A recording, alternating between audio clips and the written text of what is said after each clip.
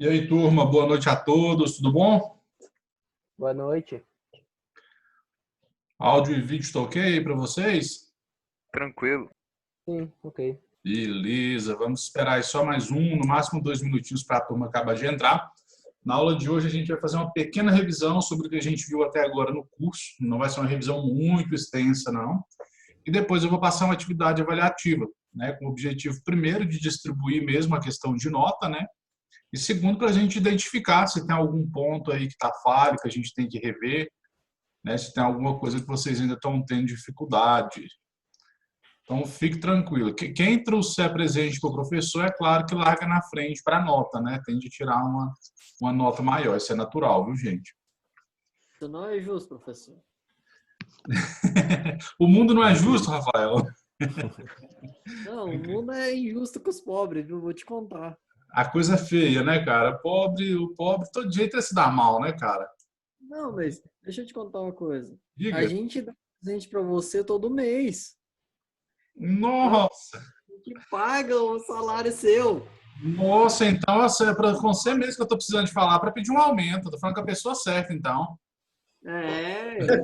Mas diz, a gente só faz a nossa parte de pagar a mensalidade para sofrer essas aulas. Ai, ai, não é fácil não, mas cara, a vida é assim, a gente até brinca em tudo que a vida é injusta, que às vezes o pobre leva um pouco mais de dificuldade, mas eu falo a verdade. O pobre que não é preguiçoso, ele tende a se dar bem na vida, sabe? Aquele que é esforçado, que busca, que faz por onde. Agora o brabo é quando é a combinação de pobre e preguiçoso, é difícil, né? Nossa Senhora. Aí é uma combinação que não dá para sobreviver, né? Tem uns na minha família que Deus me livre. Não é Pobre, fácil, não. preguiçoso. Não é fácil, não. O pobre preguiçoso, tem o pobre de bom gosto, né? Que é o pobre que gosta só de coisa cara, né? Nossa Senhora. Eu sou um desses. Você é um desses, então? Eu sou um desses. Se não fosse assim, eu não teria um computador bom. Mas vê o lado positivo, pelo menos você nasceu com bom gosto, né? Não nasceu rico, mas nasceu com bom gosto. Exatamente, exatamente. Não é fácil, não. Vamos lá, gente, vamos começar então. A gente vai fazer uma pequena revisão. A gente vai ver alguns conceitos básicos, até porque na primeira atividade que a gente fez, teve alguns erros de conceito básico, que eu espero que não aconteça novamente, né? Até porque a gente já vai desenvolvendo, já fala mais sobre os assuntos. E vamos ver alguns conceitos aí de médio para avançado, que é onde a gente já estava no nosso curso. Peço que, por favor, não deixem passar dúvidas. Quem conseguir fazer uma boa revisão, não tiver dificuldade na revisão, com certeza vai tirar uma nota boa na atividade avaliativa. Então, vamos nessa. Questão de hardware é um conceito bem básico, mas que esse a gente nunca deve cansar de falar, gente, de forma alguma. Lembrando de vocês digitar, por favor, o nome completo aí da chamada, tá, gente? Não se esqueçam, não. E faça o seguinte, gente, a partir de hoje, digitem para mim, além do nome completo, de qual turma que você é. Por exemplo, Rafael Borges, coloca se é da turma de segunda ou da de quarta, né? Originalmente falando. Para mim conseguir ter essa separação aí, ver como é que está o andamento das turmas, beleza? Então vamos lá. É bem básico, mas a gente não pode esquecer nunca de repetir que o hardware, a parte física do computador, é toda a parte palpável, né? Como exemplo, a gente tem memória, HD, placa de vídeo, toda essa parte física que a gente tem dentro do nosso gabinete que é aquele caixotão, né? A gente pode considerar aí como hardware. Pergunto para vocês, gente, a gente nunca falou sobre isso. A gente já falou que memória é hardware, HD é hardware, placa de vídeo. Então, as peças, de forma geral, são hardware. E os cabos? Os cabos que passam ali de energia, a fiação que leva da fonte para nossos periféricos, é considerado hardware? O que vocês acham? Continua sendo hardware. Continua sendo hardware. Por que continua sendo hardware? Porque ainda é físico, você ainda toca. Justamente, é palpável, é parte física. Bem bacana. Eu vi uma live esses dias, estava assistindo uma live sobre essa área e a pessoa fez essa pergunta. Na hora, o pessoal tremeu, o pessoal não conseguiu responder muito bem, não, mas é físico. Você toca hardware, não precisa de pensar duas vezes, não, beleza? Vamos lá, vamos continuar aqui. Bom, a gente viu aí alguns hardwares, alguns componentes, que são os principais. Placa-mãe, também conhecido como motherboard. Função da placa-mãe, quem que arrisca aí pra gente? Quem que Fazer a arrisca união não? de todos os Quem que fala que componentes. sabe, né? Vamos lá? Fazer a união de todos os componentes, tipo a placa de vídeo, o HD, o processador. Correto, Wendel. É o Wendel mesmo, né? É. É o seguinte, a placa-mãe é justamente isso aí. Ela é responsável por receber e fazer a comunicação entre todos os componentes. Processador, memória, placa de vídeo, os cabos SATA que vão ali no nosso HD, ela também recebe essa comunicação, né? Então, essa é a responsabilidade da placa-mãe. A gente pode ter um computador sem vários componentes. Você tem um computador sem HD, é um computador, ele não vai entrar no sistema, mas é um computador, é funcional, sem placa de vídeo off-board, que é aquela que a gente encaixa por fora. Sem várias coisas é possível. Agora, sem placa-mãe, nunca vi. Talvez vocês me apresentem aí para frente, mas até hoje eu nunca vi, não. Então, a placa-mãe, pessoalmente, eu considero o principal componente, né? Ela é o principal porque ela é responsável por pegar tudo. Tudo passa pela placa-mãe. Então, eu acredito que realmente é um componente principal, sim, do computador. Depois vem esse carinha aí, que é a principal parte pensante, né? O processador. O processador que tem como função processar os dados, fazer cálculos, né? Toda essa parte de geração de dados é feito pelo processador. O processador recebe um dado, ele processa esse dado e manda ali para a memória RAM o dado já processado para esse dado ser executado, né? Então, esse aí é um processador Intel, Intelzinho Xeon aí, ó, processador. Quantos núcleos que esse processador tem em física? Vocês sabem dizer, pessoal? Varia muito, professor. Justamente. Ô, Rafael, eu tô doidinho para alguém falar que tem 1, 2 ou 3 núcleos, velho. Eu já vi Xeon com 2 núcleos e já vi Xeon com 32 núcleos. Tem alguns processadores que, inclusive, se a gente olhar visualmente nessa parte aqui, ó, deixa eu só aceitar mais uma galera aqui, o Richard e o Mikael. E nessa parte aqui, se a gente olhar, a gente consegue ver a olho nu os núcleos, sabe? Alguns processadores. São todos que você bate o olho e consegue ver os núcleos? O que vocês acham? Não. Tem chance. Na realidade, a maioria deles você acaba olhando e não consegue, a olho nu, né? Falando a olho nu, você não consegue ter aí a noção exata da quantidade de núcleos que ele tem, não. Vamos lá. Falando um pouquinho sobre a memória RAM, responsável por armazenar temporariamente os dados.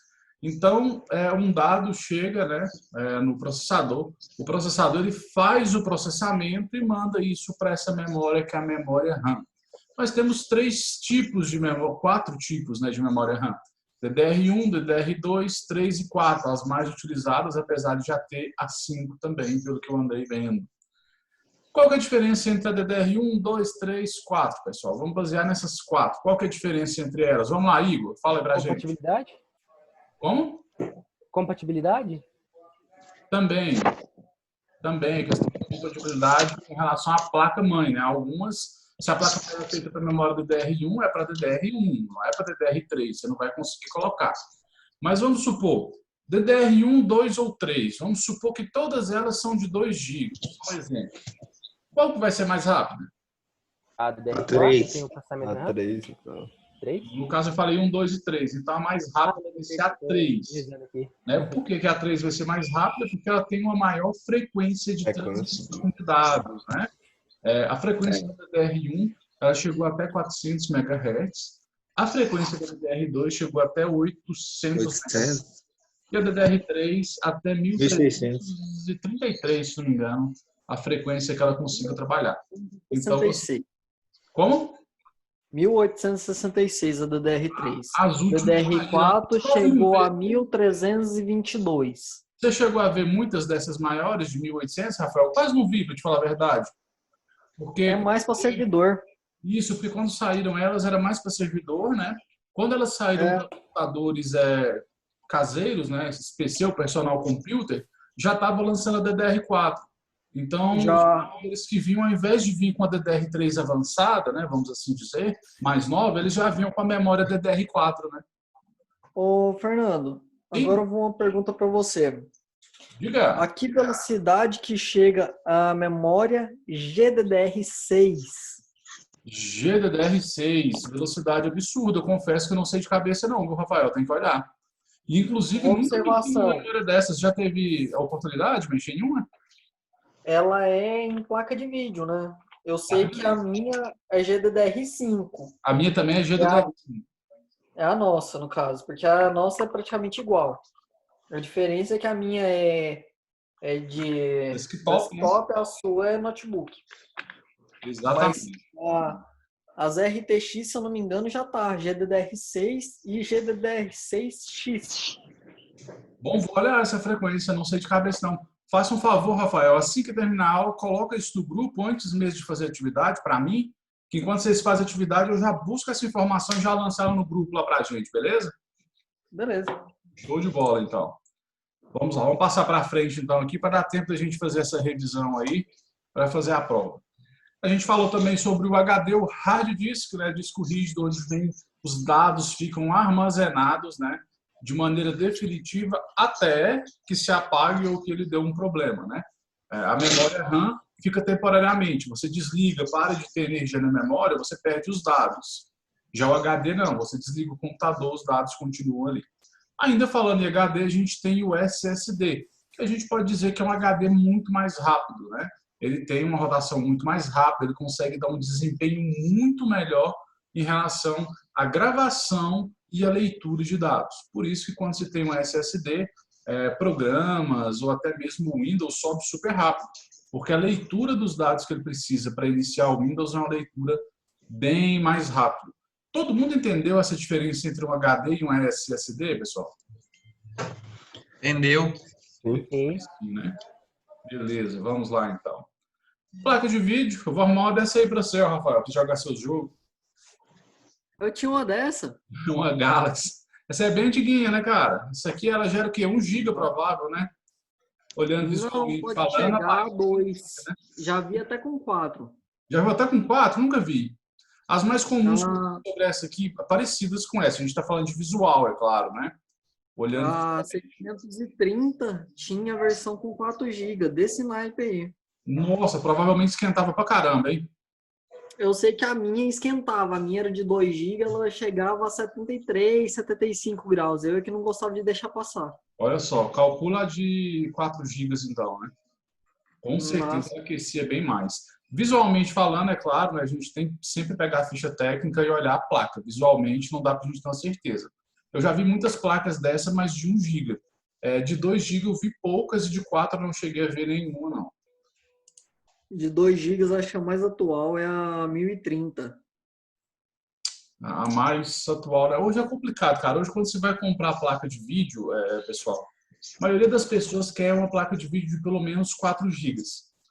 Eu, pessoalmente, principalmente quando o cliente fala, eu gosto de games, uma placa com menos de 4 GB aí, DDR5, a memória dela, eu não costumo estar aconselhando, não.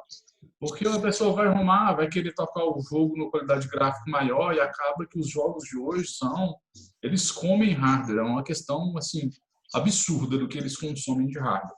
Vou falar em Realmente, minha placa de a minha vídeo, placa, a tá tendência vendo? Minha placa ela tem 4 GB e, tipo, alguns jogos eu consigo jogar tudo no máximo do tudo mesmo, mas alguns que eu coloco, tipo, no médio já até dá umas travadinhas, então, embaixo cara, fica tem normal, jogo mano. pesado demais, tem jogo muito pesado. E Realmente. atualmente, até os jogos de futebol, por exemplo, eu tenho aqui o PES 2020 no meu notebook, eles estão ficando pesados. Quando você vai iniciar o jogo lá, aquele primeiro toque na bola, né, no meio do campo, você vê que por mais que a placa de vídeo seja top, ali ele dá um pequeno lagzinho, só ali, é mínimo, questão de... É chato não ver, na realidade. Futebol não posso dizer muito porque eu nunca joguei, eu não sou, nunca fui fã de futebol. Ah, Ah, eu futebol... percebo isso em jogos de tiro, principalmente. Quando ali Também, você vai Tem iniciar lagzinho ali mesmo. a partida ali, que tá carregando o mapa ali inicialmente, ele principalmente dá se o aquele mapa lag, né? dá aquele lagzinho, aquela baixada, mesmo com a minha placa sendo de 6 GB, né? E vou falar a verdade, pra gente que é chato, esse lagzinho é quase a morte, né? Realmente. Nossa. A gente fica contrariado com ele. Vamos lá, gente. Falando um pouquinho aí de energia, questão de corrente, que eu passei lá para vocês. a questão de corrente alternada, né? Quando a corrente alternada ela chega em algum momento positivo, em algum momento essa corrente vem negativa. Então ela varia, né? Mesmo hora está positiva, ela está negativa. Aqui eu tenho um gráfico, eu mostrei esse gráfico lá para vocês na aula que a gente fez. E eu achei importante voltar nele, porque ele ilustra muito bem. Olha aí, o gráfico ele sobe e desce, né? Então, em algum momento, a corrente está positiva, está negativa, positiva, negativa. Tanto que uma tomada convencional, de onde você recebe essa corrente alternada, se você pegar as duas pontas, inverter, colocar de cabeça para baixo, não vai fazer diferença. Por quê? Porque tanto faz. Em algum momento vem positivo, em algum momento negativo. Não vai dar problema em relação a isso, tá? Já a contínua, ela não altera o sentido, né? Ela vem sempre positivo ou negativo. Prova disso que os fios da fonte, eles têm cores e eles têm sequência correta para encaixar, né? Quando ele vai no encaixe da placa-mãe, quando vai no encaixe, seja um HD dos antigos, o IDE, né, que a gente falava. Por quê? Porque onde é positivo e com aquela determinada quantidade de corrente. E onde é negativo, vai ser sempre negativo, não tem conversa. Né? Ou seja, corrente contínua. Até o momento que a energia chega na porta da nossa fonte, ela é, quem sabe dizer? Positiva. Ela é alternada. A partir do momento que ela entra na fonte, a fonte faz essa conversão e passa ela como corrente contínua para o nosso hardware. Ficou claro para vocês isso? Ficou. Da mesma forma funciona com notebooks, tá, pessoal? O notebook ele tem que a fonte de alimentação dele, né? Até onde a energia chega na fonte, ela vem como alternada. Chegou na fonte, a fonte converte para contínua e manda para o notebook uma corrente contínua. Aqui o gráficozinho da contínua, ó, ela se mantém sempre, ela não tem alterações. Principal software do computador, qual é, galera? Vimos isso em aula? BIOS. Dessa vez ninguém quis falar que é o sistema operacional, hein? Eu lembro que da outra vez teve gente falando que era sistema operacional. Você vê, aprendemos, né? Eu fiquei só caladinho, porque eu não sabia. Ou seja, isso aí é a prova que a gente evoluiu. Quando a gente faz umas revisões dessa, uma prova, o bacana é isso, a gente vê que evolui. Você para e pensa, putz, da última vez que eu falei sobre esse assunto, eu não sabia nada, olha só. Agora eu já sei que é dessa e daquela maneira. Então, isso serve também para a gente mesmo medir o próprio aprendizagem que a gente teve, né? É muito bacana. Então, o principal software, ele é a BIOS, é aquele software que aparece ali, geralmente, aquela telinha azul, onde você pode fazer algumas configurações.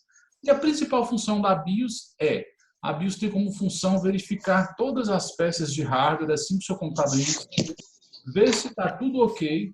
Só após essa confirmação que a BIOS vai estar liberando o sistema operacional. Através do software da BIOS, a gente pode fazer várias alterações. Podemos alterar o boot, ou seja, selecionar onde que ela vai buscar um sistema para iniciar, se é no pendrive, se é no HD1, no HD2, né, no caso. Para quem tem mais de um HD, é possível a gente fazer isso. Então, a gente tem várias opções. Podemos fazer, ou no caso, não fazer o maldito overclock. Só quem faz isso é o Rafael Borges, ninguém mais vai fazer, com certeza. Chega, parei com isso. Você acha que eu não sei o que você faz, né, Rafael? Você não me engana não, viu, cara? A gente tem algumas opções também dentro lá da própria BIOS de desabilitar algumas coisas. A gente pode desabilitar, aí, no caso, alguma placa que você tem conectada, placa de rede off-board, por exemplo, tem como você desabilitar.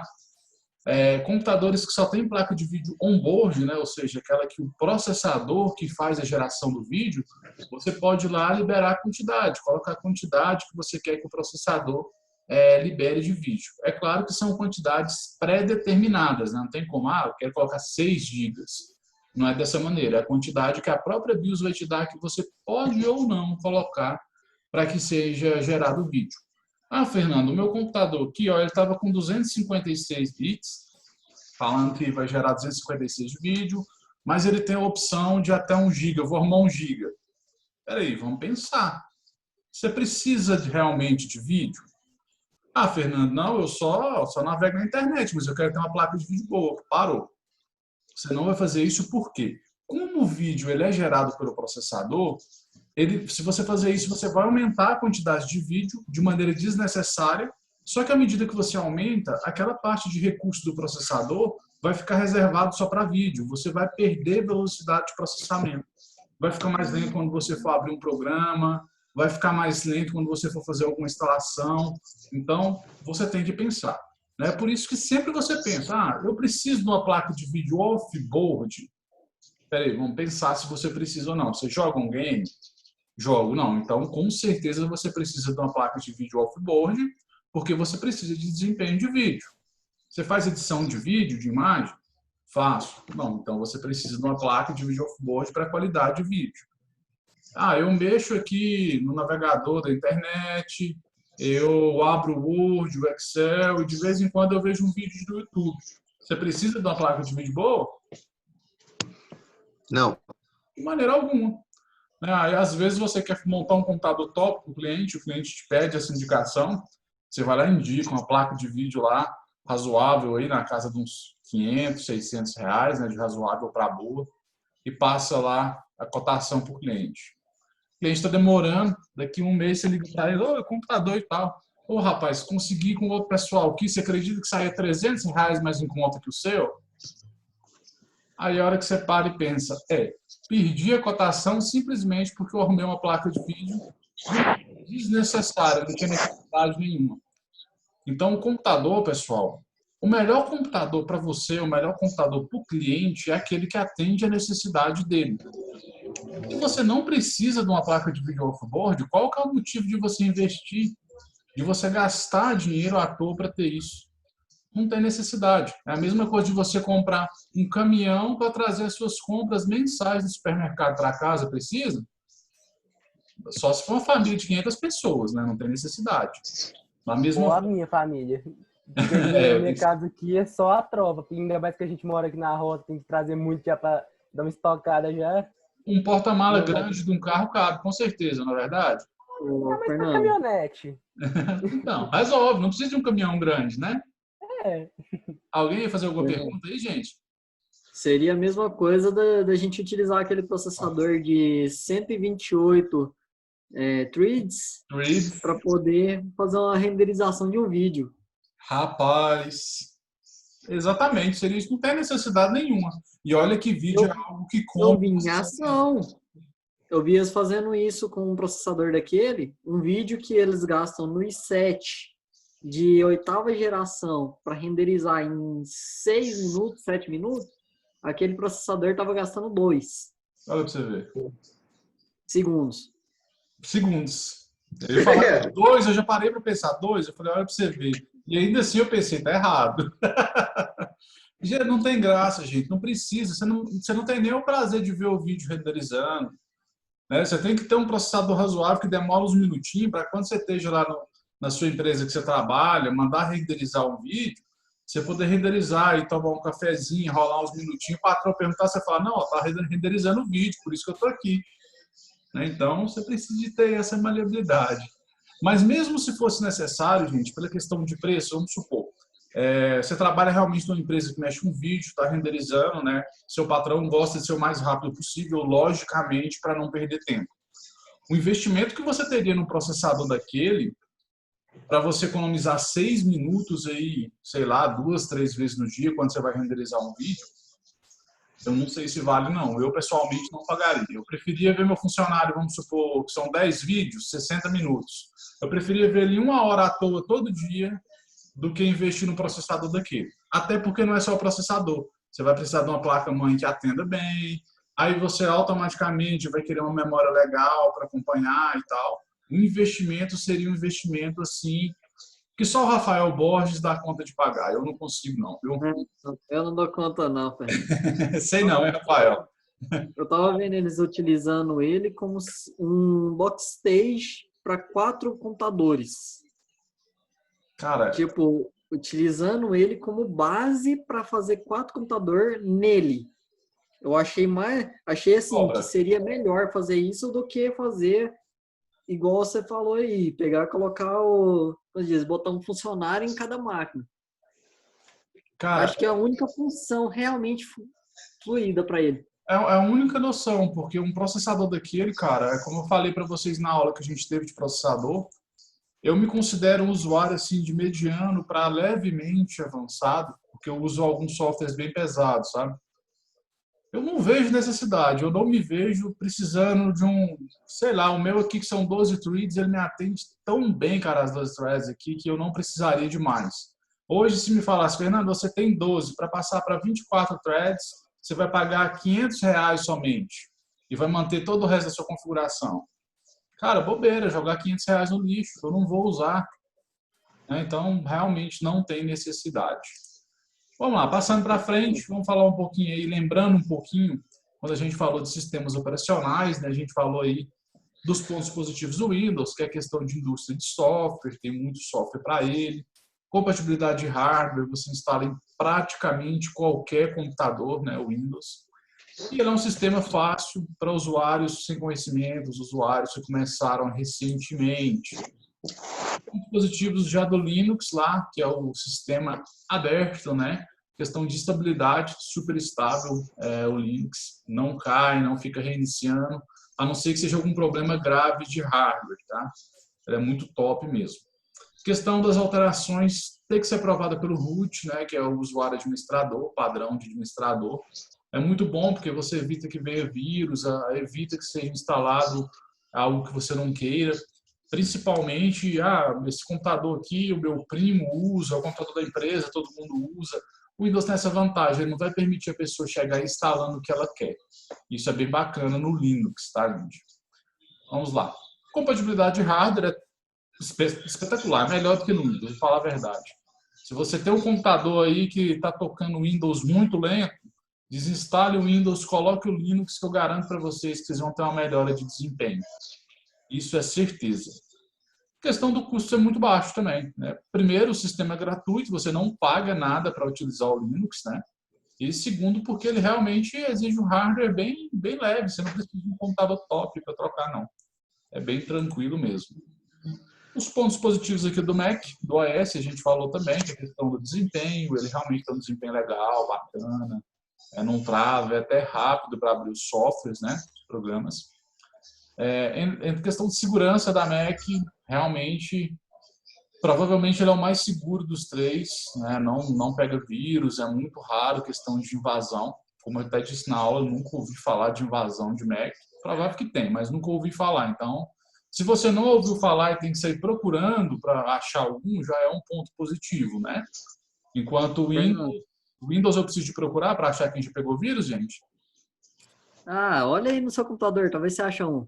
Com certeza vai ter muitos. Alguém ia falar alguma coisa? Vou te falar um negócio. Diga. Questão do Mac aí, eu já não acho que ele seja assim tão seguro. Até porque eu não sei se você lembra, mas aquela época que vazou muitos, mas muitos nudes de atrizes, atores, do iPhone, internacionais, nacionais também, foi exatamente por conta do iPhone e do Mac. O pessoal utilizava só isso, aí vazaram deles. Agora, eu não tenho certeza se foi do Mac mesmo ou se foi do iCloud. Sei que foi na interface da Apple. Eu não tenho 100% de certeza não, mas eu acredito que foi no iCloud, viu? Eu lembro dessa questão mesmo. Só que a gente tem também uma terceira questão que eu acho que pode até ser incluída, talvez não como principal responsável dessa invasão. Isso realmente foi uma invasão que teve uma visibilidade grande, que teve vários famosos, né? Mas tem muito usuário também, gente, que eu vou contar um negócio para vocês. Parece que eles pedem, viu? Tem muito usuário que às vezes pede. Eu realmente, pelo que eu usei até hoje, não mexi muito em Mac, mexi sim, mas não tive tanta oportunidade, né, de ter um para usar todo dia.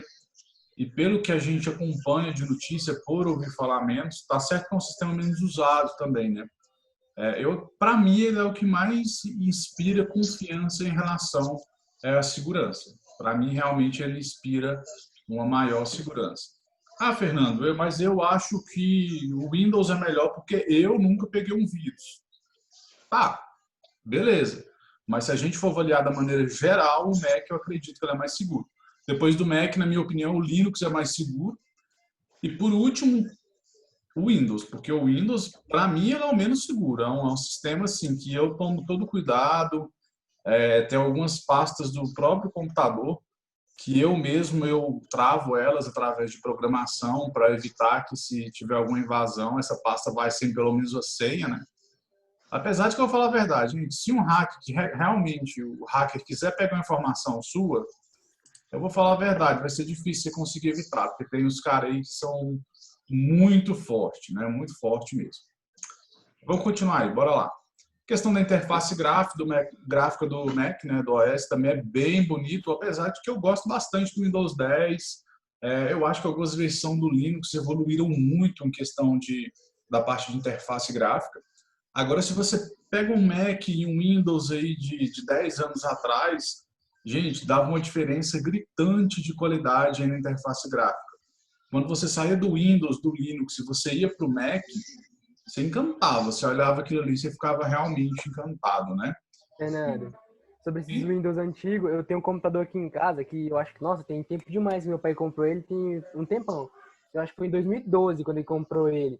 Ele tem o Windows XP, tipo, a diferença de interface, tudo, até as letras do Windows XP é pixelada. É imenso, a diferença é imensa. Começando pelo menu inicial, olha o menu inicial dele, você vê. Realmente. Né? Então, assim, dá uma diferença grande. Apesar de que eu vou contar para vocês, gente, esse Windows XP aí foi um Windows top, viu? Um Windows bem conceituado, não Ele era bom mesmo. Problema. A minha tia, ela trabalha com empresa, eu não lembro o que ela faz. Ela trabalha com empresa que se de computador. Ela disse que ela gosta de mexer com o Windows XP para isso? Sim, e eu penso o seguinte, cliente, principalmente aquele cliente que não tem muito conhecimento, você não pode ficar querendo tirar demais ele da zona de conforto. Por exemplo, o cliente tem o Windows XP. Ah, não, passa para o 10, passa para o 7, é bom demais, é mais novo. Tá, para a gente que é usuário que tem mais facilidade, gente, vai ser ótimo sair do XP e para o 7 e para o 10. Rapidinho a gente vai adaptar. Mas aquela pessoa que está ali meio que engessada naquele antigo, que só conhece aquele antigo e tem um pouco de dificuldade de informática, para ela sair do XP e ir para o Windows 7 significa dor de cabeça na certa. Aí você vai para um cliente seu hoje, você empolga o cara, mostra o Windows 7, o Windows 10, ele olha, ele gosta, ele pega, não, pode formatar, instala para mim, gostei demais. De maneira desnecessária, porque o XPD está funcionando perfeito. Garanto para vocês, amanhã ele vai ligar para você, ó, tal e tal pasta sumiu. Ó, tal e tal coisa que eu fazia onde eu clicava não tá ali. Gente, esse cliente vai dar dor de cabeça na certa. Com certeza vai dar dor de cabeça. Então, se o cara usou o tempo todo o Windows XP, ele já te pediu para instalar novamente o XP. Se você tiver como, mantenha o Windows XP para ele, não procure encrenca, não. Porque hoje você está tentando mostrar para ele um caminho melhor, que beleza, esse técnico é gente boa, esse técnico me mostrou um sistema bacana e tal. Uma semana depois, aquele técnico me vacalhou, viu? Ele trouxe um sistema aqui que o trem é bonito pra caramba, mas não vale nada. Todo jeito que você faz, ele some seus arquivos, ele some seus programas, não presta de jeito nenhum. Gente, não é exagero, cliente é assim. Alguém aí atende cliente, já teve alguma experiência desse tipo ou não? Ainda não? Não. Cliente é assim, eu vou informar para vocês, ele é assim. Enquanto você está atendendo 100% a necessidade dele, o cliente está perfeito. A partir do momento que você instalou algo diferente para tentar melhorar para ele, ou até porque era necessário em alguns casos, né? O cliente não vai te perdoar se ele não der conta de mexer naquilo. A culpa nunca é do cliente. É igual um cliente que eu tive recentemente, vou compartilhar com vocês, não vou citar o nome, mas eu vou compartilhar. Eu fui lá e instalei o pacote Office para ele, porque ele precisava do Office mais novo, né? Não sei qual motivo, sei que era questão da empresa dele, ele precisava do Office mais novo. Acho que ele tinha o Office ainda 2003, antigão, né? Instalei o Office para ele, ficou instalado, dei algumas orientações, é bem diferente, o Office 2003 do mais recente, né, dos mais recentes. O Gmail dele parou de funcionar. Adivinha se ele não me ligou que depois que eu mexi no programa, o Gmail dele não prestou mais? Aí eu pergunto para vocês, o que o Office tem a ver com o Gmail? Nada. É um programa totalmente diferente. Eu mexi no Office, é o Gmail que deu problema. Mas no final a culpa foi de quem? Do técnico. E os clientes fazem muito isso, a gente tem que se adaptar, é questão normal, isso vai acontecer. O problema foi de técnico. Resultado, 2 dias depois eu já tinha descoberto que o Gmail estava com os problemas de instabilidade, inclusive o meu também estava. Expliquei para ele, resolveram lá, acho que 2 dias depois eu já estava com o Gmail funcionando normalmente. Só que até resolver isso, a culpa ficou sendo do Fernando. Então, a gente tem que tomar bastante cuidado com o cliente, gente. Demais. Qual o melhor sistema operacional? Quem vai responder essa para a gente? Windows. Alguém mais? Depende da preferência e do objetivo do sistema. Também. E do cache também, né? De quê? O Windows é o mais Do viável. cache. Do Cast, do Money. Com certeza. Quem mais?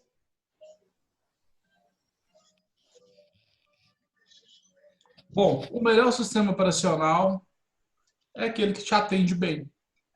Não tem um sistema operacional com a fórmula mágica, né? Se você usou a vida inteira aí, o Mac, porque você tinha o cache, e você tem a condição de continuar utilizando o Mac, provavelmente ele vai ser melhor para você. Se você é um usuário que usou a vida inteira o Windows, eu não vou instalar para você um Linux e dar na sua mão para você mexer no Windows. Agora não, Fernando, são para coisas específicas, beleza? Então a gente tem que avaliar. O que você quer usar especificamente? Não, eu quero montar um servidor. Aí eu indicaria o Linux. Né? Eu indicaria o Linux, até pela questão de economia, de você não ter que pagar o da Microsoft. Né? A gente tem a opção também, o Windows para servidores da Microsoft. É o Windows Server, né, o nome dele. Só que ele é pago, ele é mais caro e ele também, na minha opinião, dá mais defeitos. Ele dá alguns problemas e alguns problemas que na hora de solucionar são difíceis de solucionar. Enquanto o Windows, o Linux, desculpa, ele é um software livre, você não paga nada, extremamente leve, para servidor já é positivo, né, porque ele vai ter um desempenho legal. E o que a gente tem de material na internet falando sobre servidores e Linux, vocês não acreditam. Então, o melhor sistema varia. Literalmente depende do uso, depende de vários fatores, né? Fernando, Sim. já usou Hackintosh? Hackintosh? Mas esse eu desconheço, viu, Rafael?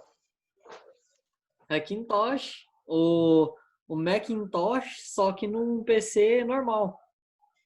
Ah, tá. Eu não tinha ouvido esse nome ainda. Então, esse Rafael, nome normalmente primeiro vamos falar de maneira oficialmente. Oficialmente, né, produtos da Apple somente em Apple, é claro, né? Oficialmente, a Apple tinha lançado um disco vendido separadamente para que as pessoas pudessem instalar. Isso numa época onde eles ainda não tinham lançado o Mac Pro. Depois que eles começaram a lançar o Mac Pro, eles barraram isso. Então, oficialmente, você pode fazer o Hackintosh.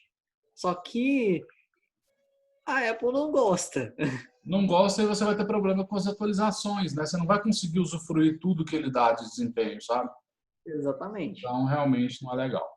Bom, pessoal, um último conceito aqui, antes de eu finalizar. Questão de chipset, né? A gente falou que são chips encontrados na placa-mãe e que são responsáveis pelo tráfego de dados de componentes do computador. Então, a gente tem aí a Ponte Norte, que ela faz o tráfego de dados daqueles que têm maior troca de dados, processador, memória, placa de vídeo off-board. E a gente tem também o outro chip, geralmente são 2 chips principais, tá? Nas mais novas são 2 principais, mas existem placas mais antigas que têm uma maior quantidade de chips. Depois, em aula prática, falaremos disso. E a gente tem a Ponte Sul, que são periféricos com menor troca de dados. USB, uma plaquinha que você instala ali, off-board de rede, por exemplo, tem menor troca, menor tráfego constante de dados. Isso é responsabilidade da Ponte Sul. Alguma dúvida, pessoal? Não? Acho que não. Tranquilo. Também já está encerrando a nossa transmissão. Eu vou finalizar. Peço para vocês que me deem de 1 a 2 minutinhos, já lanço o link lá para vocês e vocês fazem a prova. Quem assistiu